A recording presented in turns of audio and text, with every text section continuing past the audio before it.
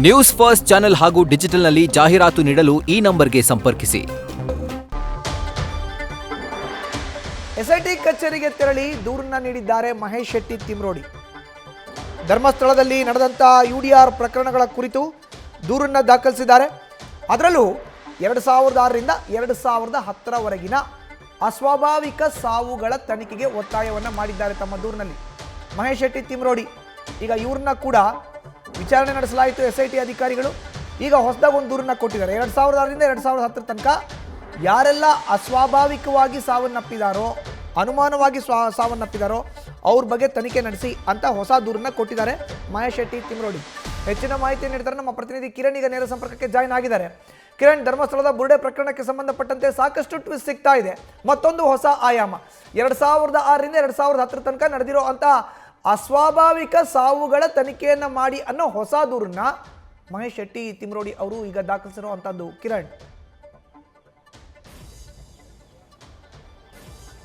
ಖಂಡಿತ ಮಧು, ದಿನವೊಂದಕ್ಕೆ ಹೊಸ ಹೊಸ ಟರ್ನ್ಸ್ ಅಂಡ್ ಟ್ವಿಸ್ಟ್ಗಳನ್ನು ಈ ಪ್ರಕರಣಗಳು ಪಡ್ಕೋತಾವೆ. ಒಂದು ಶವಹೂತಿಟ್ಟ ಪ್ರಕರಣ, ಇನ್ನೊಂದು ಬುರುಡೆ ರಹಸ್ಯ ಪ್ರಕರಣ. ಈಗಾಗಲೇ ಬುರುಡೆ ರಹಸ್ಯ ಪ್ರಕರಣದ ಏನು ರಹಸ್ಯ ಇದೆ ಅದನ್ನ ಎಸ್ಐಟಿ ಅಧಿಕಾರಿಗಳು ಬಯಲು ಮಾಡಿದ್ದಾರೆ. ಅದನ್ನ ಯಾರು ತಂದ್ರು, ಅದರ ಹಿಂದೆ ಇದ್ದವರು ಯಾರು, ಸೂತ್ರಧಾರ ಯಾರು ಅನ್ನೋದು ಈಗಾಗಲೇ ಗೊತ್ತಾಗಿದೆ. ಅದರ ನಡುವೆ ಈ ವಿಠಲ್ ಗೌಡ ಒಂದು ವಿಡಿಯೋ ಮಾಡಿ ಅದು ಒಂದು ಟರ್ನ್ ಅನ್ನು ಸಿಕ್ಕಿರುವಂತದ್ದು. ಈಗ ಈ ಮಹೇಶ್ ಶೆಟ್ಟಿ ತಿಮ್ರೋಡಿ ಕೂಡ ಒಂದು ಹೊಸ ಆಯಾಮದಲ್ಲಿ ಈ ತನಿಖೆ ಮಾಡಬೇಕು ಅನ್ನೋದನ್ನ ಈಗಾಗಲೇ ದೂರು ಸಲ್ಲಿಸಿದ್ದಾರೆ. 2006ರಿಂದ 2010ರವರೆಗೆ ಧರ್ಮಸ್ಥಳ ಈ ದೇವಸ್ಥಾನದ ಆಡಳಿತ ಮಂಡಳಿಯ ವ್ಯಾಪ್ತಿಯಲ್ಲಿರುವಂತಹ ಕೆಲವು ವಸತಿ ಗೃಹಗಳಲ್ಲಿ ಆದಂತಹ ಕೆಲವು ಅಸಹಜ ಸಾವುಗಳು, ಅದರ ಬಗ್ಗೆ ಈಗಾಗಲೇ ಅನುಮಾನ ಅವರು ವ್ಯಕ್ತಪಡಿಸಿರುವಂಥದ್ದು. ದಾಖಲೆ ಸಮೇತ ಅವರು ಎಸ್ಐಟಿಗೆ ಈಗ ದೂರನ್ನು ಕೊಟ್ಟಿದ್ದಾರೆ. ಏನಂತ ಹೇಳಿದ್ರೆ, ಈ ಅಸಹಜ ಸಾವು ಆದ ನಂತರ ಅದನ್ನ ಯುಡಿಆರ್ ಅಂತ ಹೇಗೆ ಒಂದು ಕನ್ಸಿಡರ್ ಮಾಡೋದು, ಮತ್ತೆ ಅದನ್ನ ಅನಾಮಿಕ ಅಂದ್ರೆ ಯಾರು ಅದಕ್ಕೆ ಗುರುತು ಪರಿಚಯ ಇಲ್ಲದವರು ಅಂತ ಹೇಗೆ ನೀವು ದಫನ್ ಮಾಡಿದ್ದೀರಿ ಅನ್ನೋ ಪ್ರಶ್ನೆ ಅವರದು. ಸಡನ್ ಆಗಿ ಅದು ಏನೇ ಆಗಿರ್ಬೋದು, ಅದರ ಆ ಸಾವು ಕೊಲೆನೂ ಆಗಿರ್ಬೋದು ಅಥವಾ ಯಾರಾದ್ರೂ ಪಾಯ್ಸನ್ ಕೊಟ್ಟಿರ್ಬೋದು, ಆ ತರದ ಅವರ ಅನುಮಾನಗಳಿದಾವೆ. ಇದ್ರ ಬಗ್ಗೆ ಈಗಾಗಲೇ ದಾಖಲೆಗಳನ್ನು ಕೊಟ್ಟಿದ್ದಾರೆ. ಹಾಗೆ ಅದನ್ನ ತನಿಖೆಗೆ ಒಳಪಡಿಸಬೇಕು ಅನ್ನೋ ಒಂದು ಮನವಿಯನ್ನ ಅವರು ಮಾಡ್ಕೊಂಡಿರೋದು. ಅದಕ್ಕೆ ದಾಖಲೆ ಪತ್ರಗಳನ್ನು ಕೂಡ ಎಸ್ಐಟಿ ಅಧಿಕಾರಿಗೆ ಕೊಟ್ಟು ಎಸ್ಐಟಿ ಅಧಿಕಾರಿಗಳನ್ನ ಒಟ್ಟಿಗೆ ಅವರು ಮಾತಾಡಿದ್ದಾರೆ ಕೂಡ.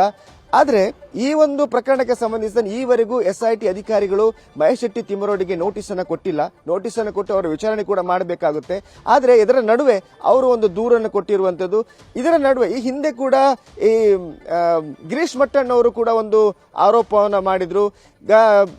ಈ ಧರ್ಮಸ್ಥಳ ಗ್ರಾಮ ಪಂಚಾಯತಿ ವ್ಯಾಪ್ತಿಯಲ್ಲಿ ಆದಂತಹ ಹಲವಾರು ಯುಡಿಆರ್ ಪ್ರಕರಣಗಳು, ಹಾಗೇನೆ ಅಸಹಜ ಸಾವುಗಳನ್ನ ಹೂತಾಕಿದ್ದಂತಹ ಪ್ರಕರಣ, ಮತ್ತೆ ಈ ಫೋರ್ಜರಿ ಆದಂತಹ ಕೆಲವು ಡಾಕ್ಯುಮೆಂಟ್ಸ್ ಗಳನ್ನ ಅವರು ಎಸ್ಐಟಿ ಅಧಿಕಾರಿಗಳಿಗೆ ದೂರು ಸಮೇತ ಕೊಟ್ಟಿದ್ರು. ಅದರ ತನಿಖೆ ಕೂಡ ಆಗ್ತಾ ಇದೆ. ಅದರ ನಡುವೆ ಈ ಮಹೇಶ್ ಶೆಟ್ಟಿ ತಿಮ್ರೋಡಿ ಕೊಟ್ಟಂತಹ ಈ ದೂರಿನ ಏನ್ ಆಧಾರ ಇದೆ ಅದರ ಮೇಲೆ ಕೂಡ ತನಿಖೆ ಆಗುವಂತಹ ಸಂದರ್ಭ ಇದೆ. ಈ ಹಿನ್ನೆಲೆಯಲ್ಲಿ ಎಸ್ಐಟಿ ಅಧಿಕಾರಿಗಳು ಈಗಾಗಲೇ ಏನು ಈ ಹಿಂದೆ ಶವಗಳ ಹೂತಿಟ್ಟ ಪ್ರಕರಣ ಆಗ್ಬೋದು, ಹಾಗೇನೆ ಬುರುಡೆ ಪ್ರಕರಣ, ಅದರ ತನಿಖೆಯಲ್ಲಿ ಇದ್ದಾರೆ. ಹಾಗೆ ವಿಚಾರಣೆಗಳನ್ನು ಕೂಡ ನಡೆಸ್ತಾ ಇದ್ದಾರೆ. ಇದರ ನಡುವೆ ಈ ಒಂದು ಮಹೇಶ್ ಶೆಟ್ಟಿ ತಿಮ್ರೋಡಿ ಅವರು ಕೊಟ್ಟಂತಹ ದೂರು ಅದನ್ನು ಕೂಡ ಕನ್ಸಿಡರ್ ಮಾಡಿ ಅದನ್ನ ಕೂಡ ತನಿಖೆಗೆ ಒಳಪಡಿಸಿದ್ದಾರೆ.